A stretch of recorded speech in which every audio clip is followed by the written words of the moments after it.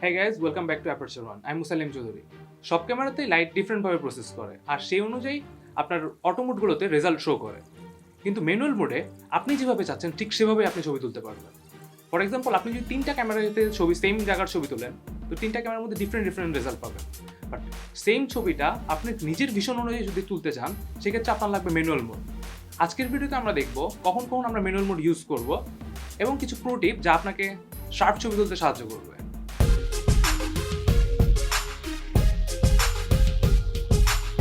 প্রথমত আমরা কেন ম্যানুয়াল মোড ইউজ করব? সবার প্রথম যেটা দরকার সেটা হলো কনসিস্টেন্সি। আপনার অটো মোডগুলোতে ছবি তুললে সেম ছবি আপনি যদি তিনটা ছবি তুলেন, তিনটা ছবির এক্সপোজার অথবা তার সেটিংসগুলো ডিফারেন্ট আসবে।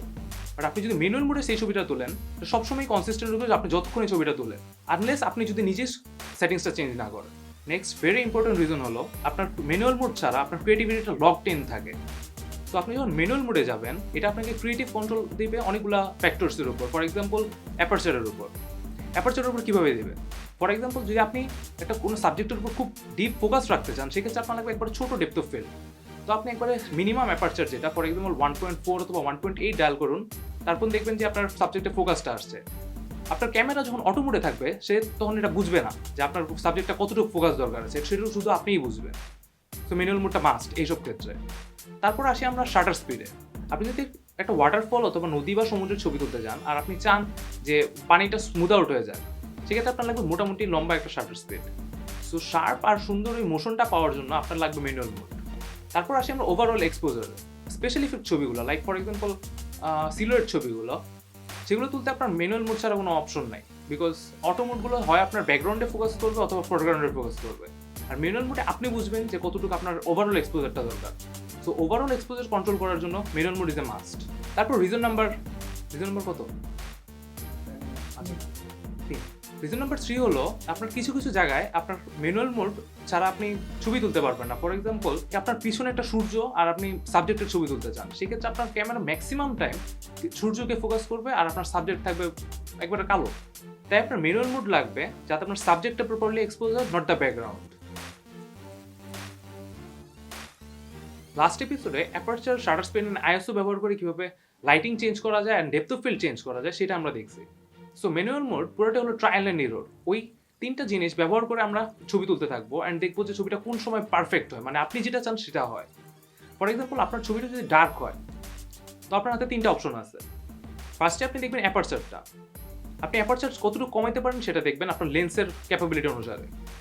লেন্সের যদি ম্যাক্সিমাম লিমিট রিচ হয়ে যায়, ফর এক্সাম্পল আপনার লেন্স যদি হয় 2.8, তো আপনি 2.8 এর নিচে যেতে পারবেন না। সেক্ষেত্রে আপনার স্টিল যদি অন্ধকার হয়, সেক্ষেত্রে কী করবেন? তারপর আপনি ধরবেন শাটার স্পিড।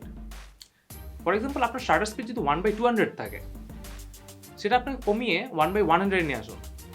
তো আপনার লাইটটা বেড়ে যাবে ওভারঅল। আর আপনার হাতে যদি সেটাও অপশন না থাকে, আপনার লাস্ট রিসোর্ট হলো আইএসও। আপনি আমার লাইট যতটুকু লাগবে সেক্ষেত্রে সেই পরিমাণ আপনি আইএসওটা বাড়িয়ে নেন।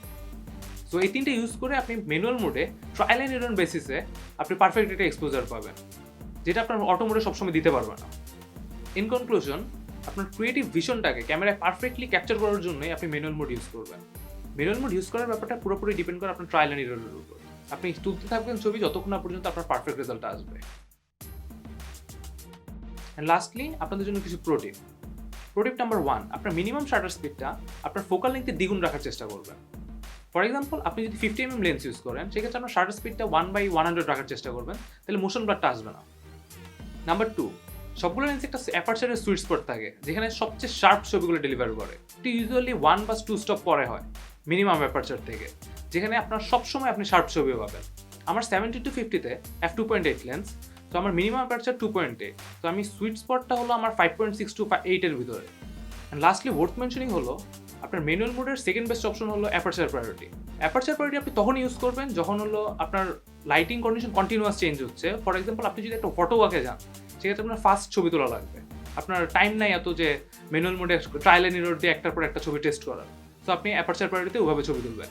অ্যাপারচার প্রায়োরিটিতে আপনি অ্যাপারচারটা সেট করে দিবেন আর আপনার ক্যামেরা অটোমেটিক্যালি শাটার স্পিডটা কন্ট্রোল করবে। আপনি আইএসওটা একটা মিনিমাম লেভেলে সেট করবেন, যেখানে নয়েজটাও মিনিমাম থাকবে আর আপনার যে সুইট স্পটের শাটার স্পিডটা সেটাও যাতে এক্সিড না করে। So that's it for today, see you next week.